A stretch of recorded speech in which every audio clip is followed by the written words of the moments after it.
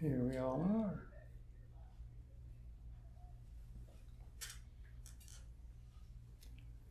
So we begin by taking 3 conscious breaths, noticing our breath.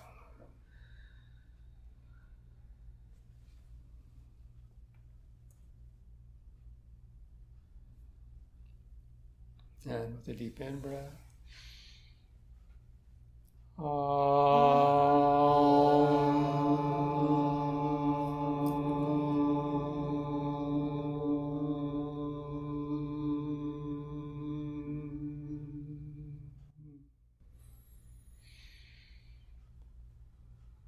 Shanti, Shanti, Shanti.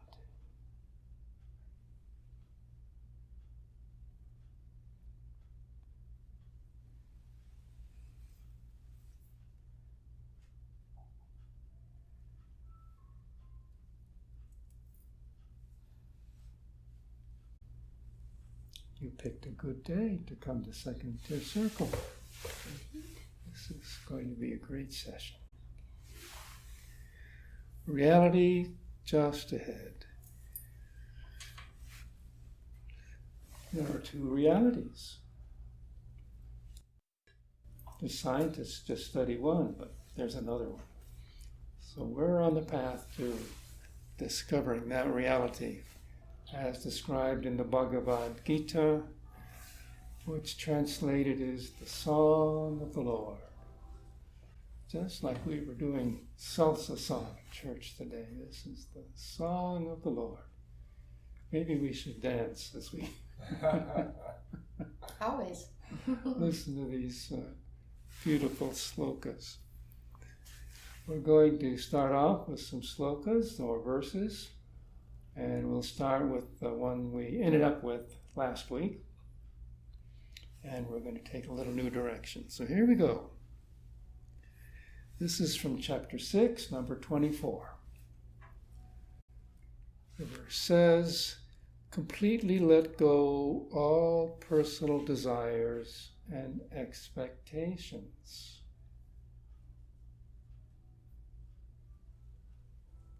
We need to look at that. First of all, you might want to ask yourself, well, why in the world would I want to let go of all personal desires and expectations? What's in it for me? We need to look at that as well. All right? Completely let go all personal desires and expectations. First, we need to look at how we might even do that, and then we need to look at what's in it for us. So let's go on with this verse. If you do that, then with your own mind, you can withdraw the senses from all sides. Why in the world would you want to withdraw the senses from all sides? Why would you want to do that? Maybe this has something to do with experiencing another reality that is just as real as our sensory world. Perhaps we touch on that reality in meditation and don't realize it, or don't call it that, or recognize it. There is another reality. So these slokas want to bring it to our attention and see if we're interested in it, want to make any commitment toward it, and give us the steps. All right, completely let go all personal desires and expectations. Then with your own mind, you can withdraw the senses from all sides. I want to look a little bit at personal desires and expectations, and then we'll get back to withdrawing the senses. So personal desires and expectations, there's various flavors of personal desires and expectations, like I might be desiring an ice cream sundae right now, even though I know it's not very good for me. So that's a desire that might crop up for me.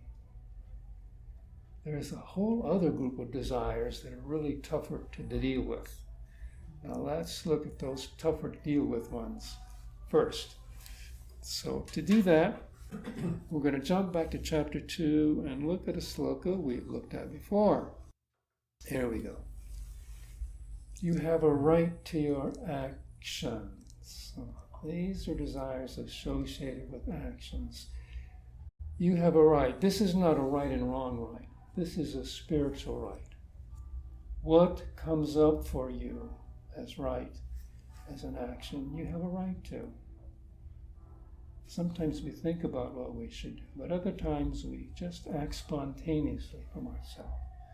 You have a right to that which comes up naturally for you. You have a right to your actions, but never to your actions' fruits. Never to the expectations that you have with regard to that action. So if you're doing something, let's say you're at work, you do something at work,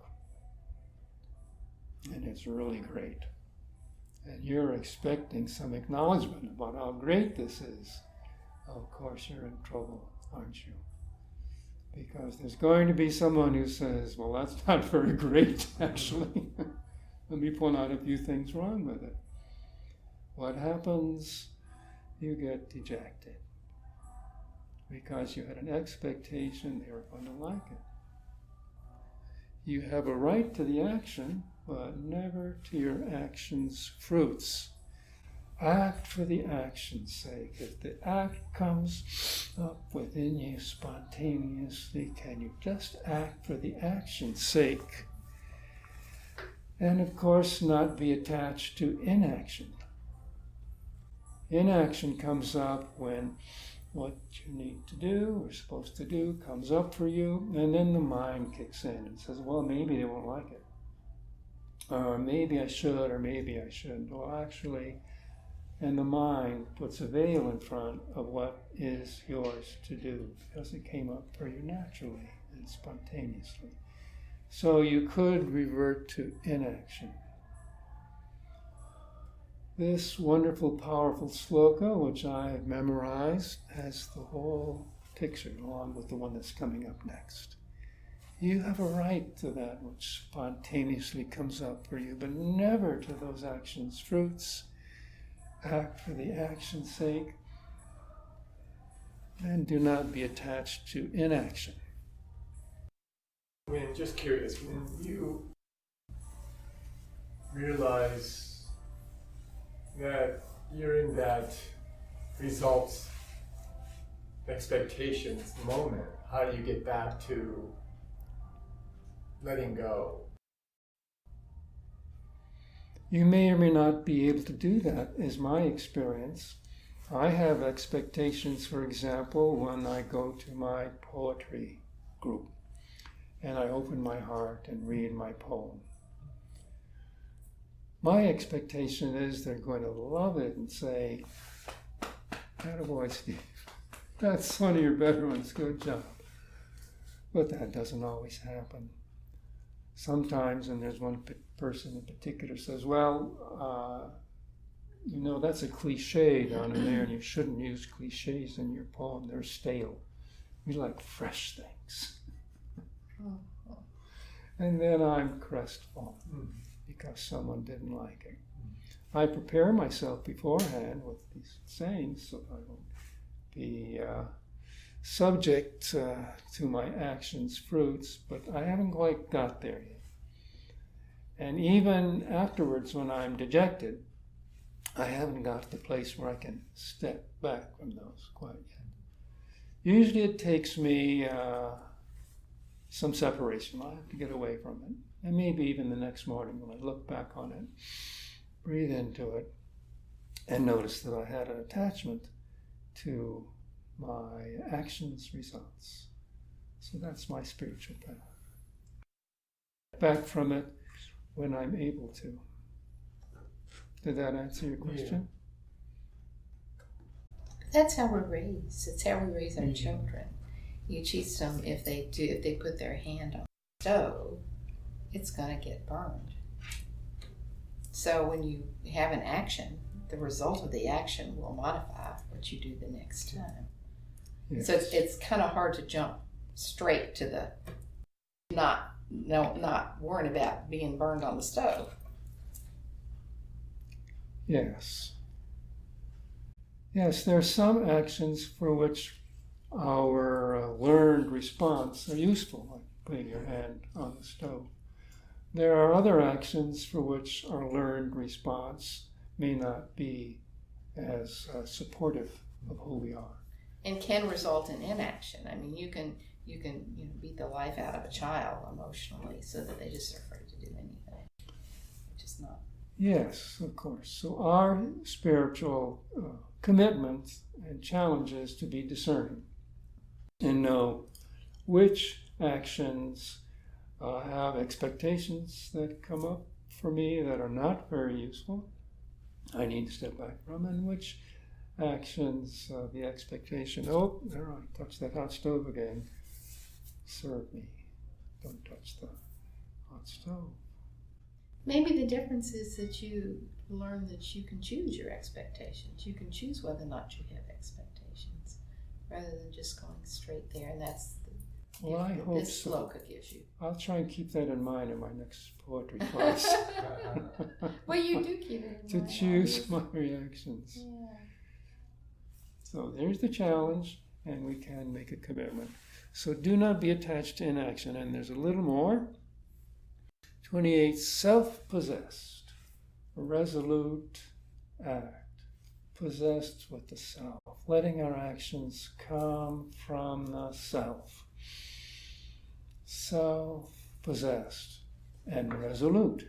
Here's where our commitment to growth on our spiritual path comes in. Have I resolved?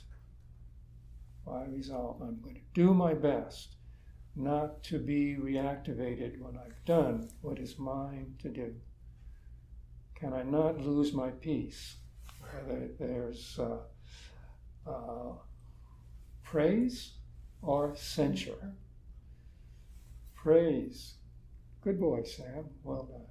Censure. Don't ever do that again, Susan. Self-possessed, resolute, act without any thought of results. Without any thought of results. Open to success or failure. This equanimity is yoga. Yoga meaning yoked to God, or union with God, or union with the universe and spirit. This equanimity is being in Christ consciousness. Self-possessed, resolute, act without any thought of results, open to success or failure. Did you know that success is as dangerous as failure? Yes.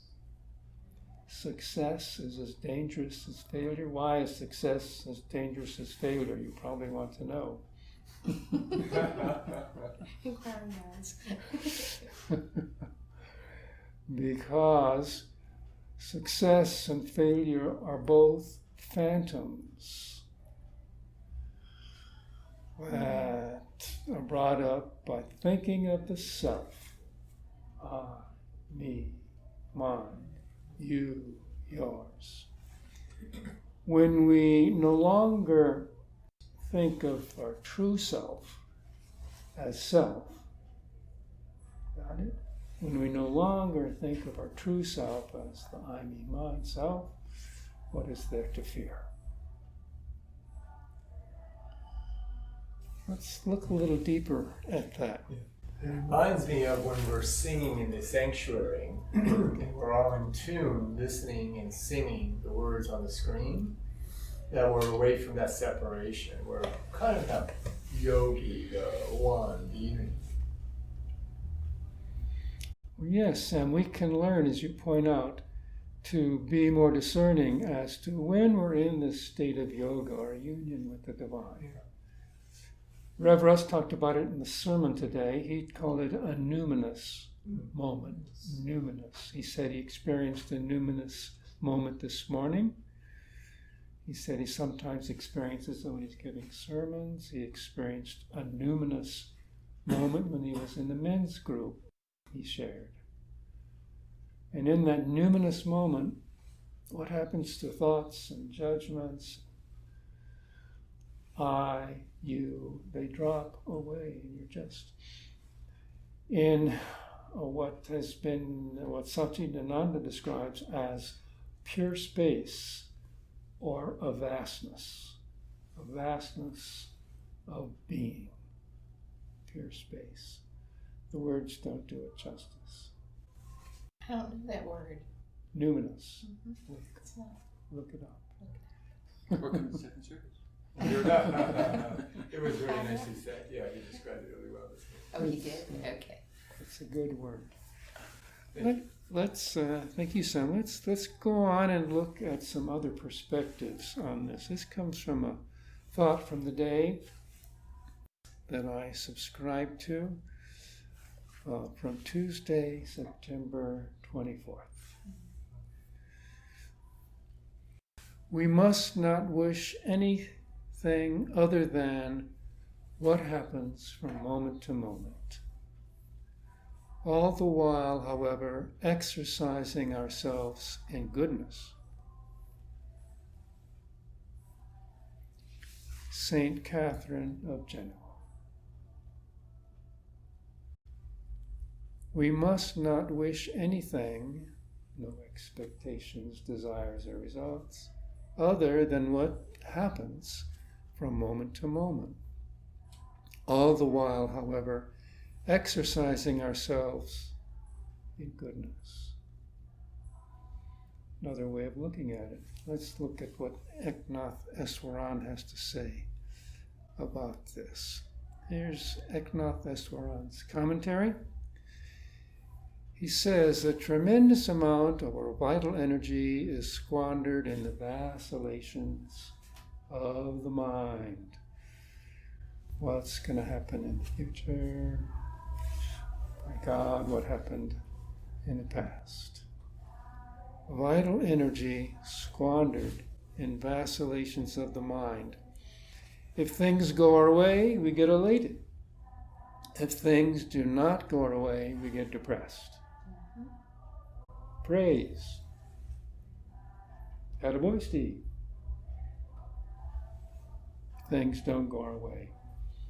You need to improve your performance in that area. Get depressed, maybe. These are vacillations of the mind. Yet elation and depression are made from the same cloth. That's why success is as dangerous as failure. Made from the same cloth. It is when the mind is getting elated we need to be very vigilant. Good morning. Welcome. Welcome. It is when the mind is getting elated that we need to be very vigilant. Because what goes up will inevitably come down. If through the practice of meditation and repetition of the mantra, these are the spiritual practices that Eknath Eswaran recommends. There is a breadth of spiritual practices that Satchidananda recommends, which includes meditation and repetition of a holy saying, and physical things, yoga postures, breathing practices, and so on. Mr. Eswaran focuses on meditation and repetition and mantra. If through that practice we can keep the mind calm when good things are coming our way. That's the challenge, to keep our mind calm. When good things come our way, then when bad things come, we won't be dejected. Our mind will stay calm. If that is your commitment, and you are resolved to be at peace more?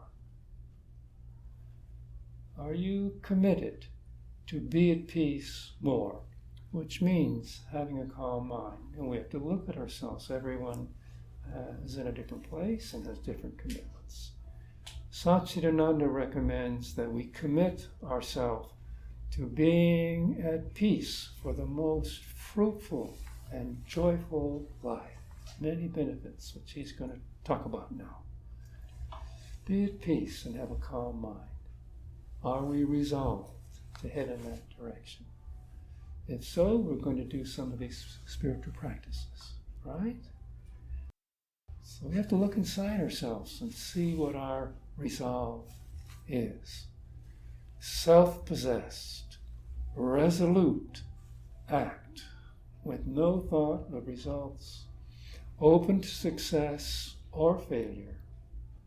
This equanimity is yoga, our union with the divine. So that's the opportunity. Questions? Comment. Back to your example of the poetry class. So when you do present a poem that everybody loves, and you're giving compliments, the ego enjoys that. So when that's happened to me, there have been a few times in the past that I've said, my ego thanks you very much. Right. And then on the opposite side, if someone says something constructive, my choice is, how do I take that? Do I take it as a lesson to improve? But is there an emotion attached to that? Yes. And can I let that go and focus on the lesson? Which may or may not be a lesson. I have to have discernment then. Is this useful commentary to me that I can use? It's certainly coming from another perspective, and that's always good. So those are techniques, how you address this challenge in life that we all face. Good. And the mantra, my wife and I made this sentence out of the 12 powers. And I find myself oftentimes in the morning looking in the mirror when the stresses of the future day or the past come in, I go to my sentence, which is really sort of my mantra. Yes. Yeah. Great. It stops me focusing on things I prefer not to be focused on. Yes, I got it. So by choosing when the mind gets agitated and uses our vital energy to repeat this holy saying that we selected, then you automatically get a little calmer. And you can actually also, I've done this, thank your mind for sharing. And maybe even address your mind and say, look, I'm going to get back to this in the moment when I can do something about it. Since I can't right now, if you don't mind, I'm going to repeat my mantra. You can talk your mind. To get yourself back on track. My mind listens to me when I talk to it. It may not want to do what I ask it to do, but I just press on and use my mantra. I think it's very important. The comments that Steve mentioned reminds me of the inquiry work. So when I'm triggered, asking myself these questions, to refocus my attention. One thing that, which is beautiful, Steve, thank you. One thing that helps me when I'm deeply triggered, just crushed, right? Crestfallen, we use the word, is I've got to feel that deep sadness. If I don't feel and get into touch with that beautiful morning, it takes longer. But when I'm feeling the feelings of dissatisfaction, of devastation, whatever you want to call it. I just call it mourning, sadness. I feel light already, just naming it. Yes. So, if we have a strong feeling, we can say, thank you, God, for this strong feeling. Right. Thank you, God, for this strong feeling. And just as we are able, with our spiritual practices, to train our mind, we can also train our feelings. It might seem harder, or it might seem impossible, but feelings arise in the mind and spread out to the body. One feeling will reside here, another feeling resides here, and some feelings reside there, and feelings reside here. We can learn to control our feelings, but probably the challenge is first to control our minds. Yes. Learn to control the minds, which starts off by observing the mind and using a mantra, whatever, to put in our minds. And these practices then all help towards our path towards peace, preserving our peace. So we can choose to have feelings when appropriate. We can choose to think the thoughts when we need those thoughts. We can actually choose the feelings to have. It's very important when someone dies to choose to grieve, for example, I think. You need to choose to grieve. You know, some people choose not to grieve when someone dies. There's something in them. And this is not healthy. We can choose our feelings and our thoughts. We need discernment, resolution. I am going to keep my peace while I fully grieve for the loss of my loved one. Somehow, while fully grieving, you can still come from your place of peace. Eknathaswaran has something else. He says, only when we do this will we be free to be truly spontaneous in our responses to life. Truly spontaneous. Allowing our reactions to come when appropriate, maybe not having them come up. Truly spontaneous. Spontaneous is living from the heart. Got it? So this is just stage one. In order to experience this other reality, we've got to go beyond stage one. And we're not even done with stage one yet, are we? We're still struggling with stage one. Yeah. Yes. I don't think I'm past stage one because I'm still trying to wrap my head around how do you show gratitude for a negative feeling? You say thank you.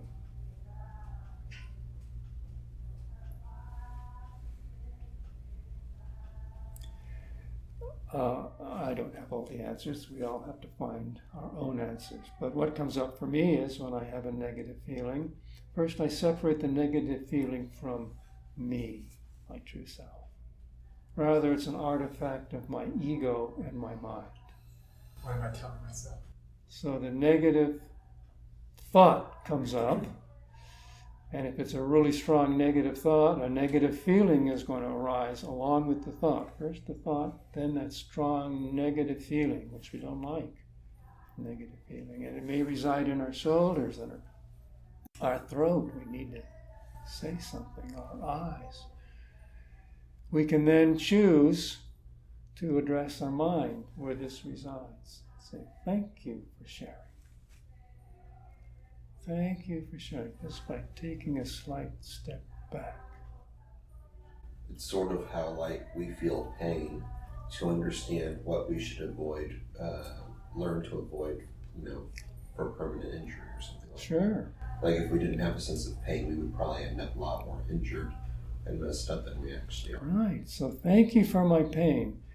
I know that my pain is in my body, and I know I sense my body. It's one of my senses. So I'm grateful for the pain. It keeps me out of trouble. But I know it's not who I am. It's just something my body experiences, even though it's really intense. And some of the great saints, it's been reported in Christian history, were able to step upon the pyre where they were burned and somehow withdraw into their peace, even though their body was experiencing excruciating pain.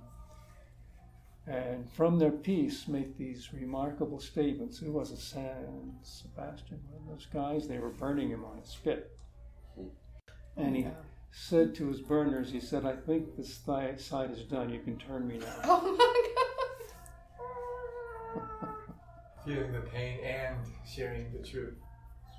With a little humor. Yeah. It's Finding humor in that's Yes. pretty tricky. He's going to a spiritual being. Straight. Wow. Pardon? He's going straight to his spiritual essence. Apparently, it seems, wow. So these scriptures and these teachings are brought to us so that we can learn, number one, where we are and learn what's ahead. So let's look ahead now. Talked about stage 1. Back to chapter 6. Okay, completely let go all personal desires and expectations. This is, what's the sense here? Imperative sense. Completely let go all personal desires and expectations. Then with your own mind, you can withdraw from the senses from all sides. So now we're going to look at a good reason to do this. Yeah, just one thing. So when I'm translating this, of course, and that's how I can learn. Completely let go of all personal ego, right? The self, the sense of self. And then with your own mind, you can withdraw the senses from all sides. I'm still hung up on the word senses in terms of, does it mean the touch, the smell, the sight, the hear? Sure. Whatever sense you can withdraw from them, just like the saint I mentioned. Somehow he had withdrawn enough from his sensory experiences so he could respond from his inner peace, even though his body was sensing excruciating pain. He had withdrawn from that sense. I understand now. So the steps are, first, we need to let go of our personal desires and expectations. That's enough of a challenge. Then, to the extent we're able to do that, then you can, the word is can, you're able to withdraw from the senses from all sides. Now we need to look at why we might want to withdraw from the senses. So first, expectations and desires, then the challenge of withdrawing from the senses, and now let's look at why we might want to do that. To make that a little bit more possible to me is in a meditation, I think Steve's done it too. You sit down in a guided meditation, whatever's going on in your mind, you can put it over here and it'll be there, but you're not right now. And then you can bring yourself in, tell yourself to relax your body or whatever it is going on. I'll do it later, but right now in a clear space. Yes. So that The visual, yeah. doing it permanently is a little hard to imagine, but for a space and time, I think we can train ourselves. If we can do a little bit, we can do more. Yeah. I have the same experience sometimes in meditation. I'm focused on my prayer or my mantra, and the other voice that was talking before is still over there, and I notice it, and then a slight shift takes place. Another voice starts shifting over, and pretty soon it's taken over and talking to me again. I say, "Oh my God, thank you for sharing. Thank you so much. Bless you, bless you." But now I'm going to set you aside again and return to my mantra. And the gurus tell us that if your meditation, the whole half hour, 5 minutes meditation, is taken up with having your thoughts come and putting them aside. Coming back. That's all you do. They come in, you put them aside. It's a perfect, wonderful meditation. You're blessed. Let that be your blessed meditation. So we're not heading towards perfection where the mind is clean and not thinking about anything else. Rather, we're looking at exercising our resolution to have peace. And that's where we are. So we did that. Here we go. You can return. Well, let's look at what's coming up next. Are you ready? So this is stage 2. Expectations aren't bothering us anymore. I've got my desire for ice cream sundae, but I just eat it when I allow myself to. What's next? Little by little, your mind becomes one-pointed and still.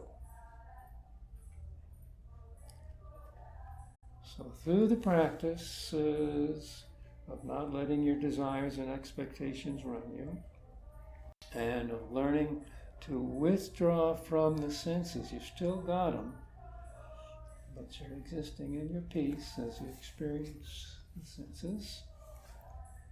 Your mind becomes one-pointed. Now, one-pointed mind is not jumping all over the place, and still. So this is stage 2. What happens if you're able to progress along in stage 1? Your mind becomes one-pointed and still, and you can focus on your Christ consciousness, yourself. Notice the word is can, as you choose to. It doesn't say you have to or should. You can. You can focus on the self without thinking of anything else. So as you go through stage 1, graduate into stage 2 here, your mind becomes one-pointed and more still. And you're able to focus on those numinous moments, which we're going to look up in the dictionary. I'll let you know. Numinous moments, without thinking of anything else. And it's not a negative that you can't think of anything else. It's a joy. You're in that moment when you don't really want to think of anything else. You're just experiencing one-pointedness, not thinking of anything else. Let's go on. 26. However your mind may wander away, continue to draw it back again, to rest in the true self.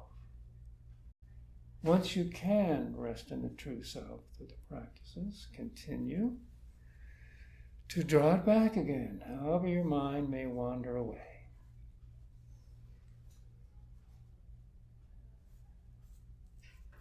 Now, this has nothing to do with applying our mind to work. When we're applying our mind to work, it's not wandering. We're applying it to work. And if our mind is wandering, it may get in the way of the work we're doing. If our mind is wandering off to something upset we're doing, we may screw up something we're doing in our work. So the ability to have one-pointed attention, doing what you're doing, eating what you're eating, driving when you're driving, working when you're working, is one of the benefits of learning to control how we deal with expectations, and learning how to be separated from our senses, have them, but not have them be who we are. So we can rest in the true self. Well, thank you for joining us, Steve. Thank you, Steve. We'll see you Wednesday. Have a good Have a week. good rest of your week. We'll go a few more minutes. All right. The yogi. We have 2 more slokas after this, then we'll be done. The yogi. Who is a yogi? We are all yogis. We're all spiritual aspirants. That's why we're here. The yogi who learns to calm his mind and quell his passions unquestionably experiences the greatest joy. This is the stage 2 payoff. To be in a state of just joy. This is not happiness, by the way. Happiness comes, happiness goes. Sadness comes, sadness goes. Anger comes, anger goes. But a state of joy, it's like a state of being. It's just the cloud and the energy about us that goes with us wherever we are. So if you have the privilege of being around someone who's in a state of joy, It's a wonderful, energetic experience. Becomes one with Brahman, which is infinite consciousness. It's that numinous moment. Brahman meaning infinite consciousness, becoming one. Sort of like stage 3, right? All right. And is free of sin. Oh my goodness. Now here's another benefit that hasn't even been brought up before. Free of sin. Free of sin. You can be free of sin. This doesn't say you don't have sins. Someone else may think you're a big fat sinner. What's sin? I mean, are we going to define sin judgment. right after numinous? Well, sin in our minds is missing the mark. Sin in someone else's mind may mean you're a bad person and you've done Judgment. bad things. Judgment. So free of those judgments. I like how Reverend Russ translates the acronym SIIN, self-induced nonsense. Self-induced nonsense. Sin. Can we be free of our self-induced nonsense? Finish up here.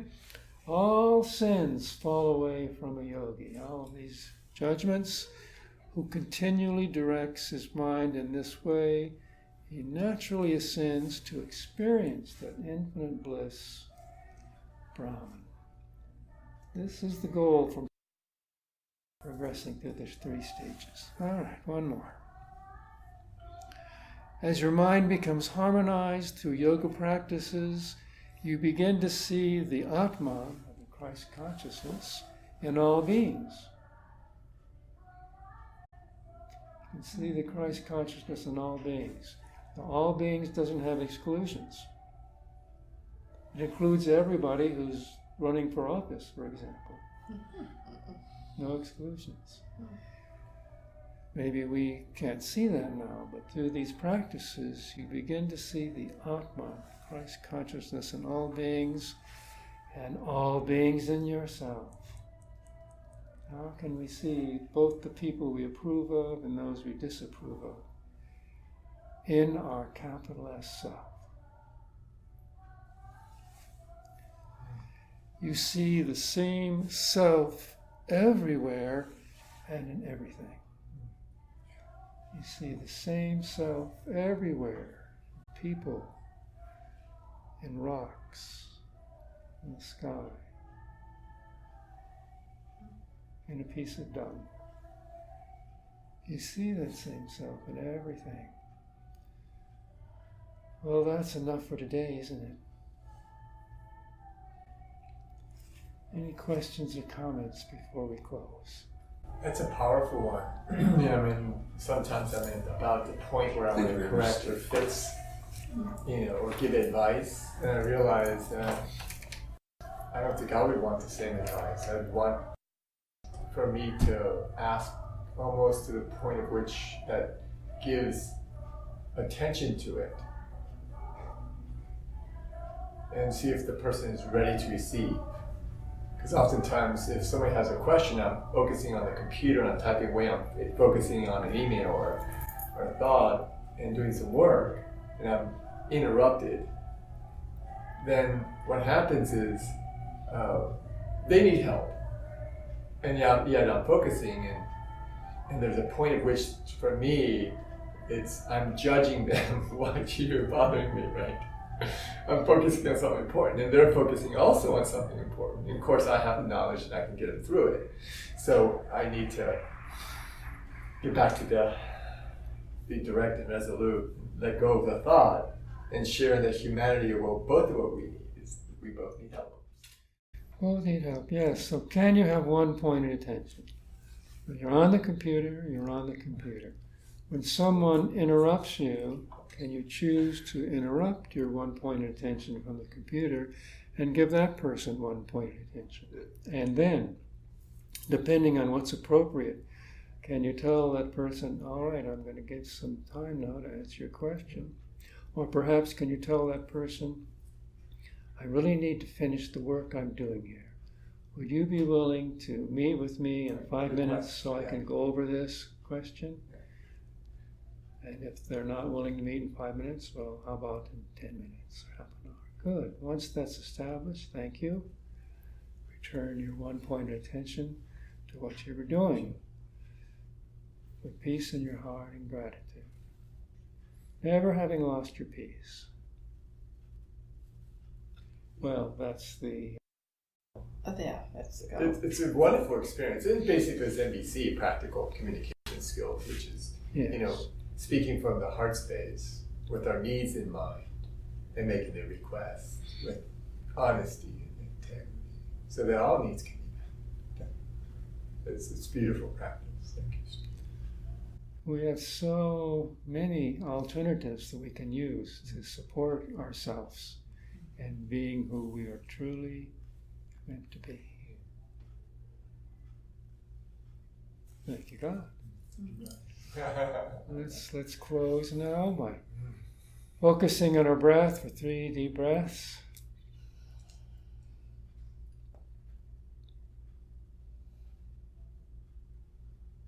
And with a deep in breath.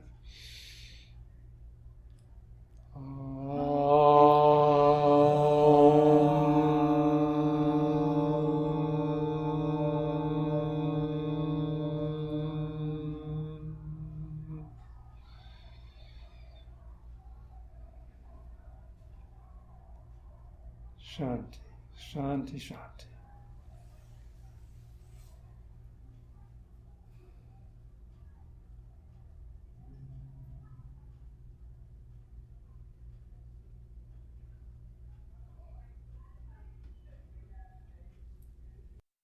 Thank you. Thank you. Thank you. Thank you. Go in peace.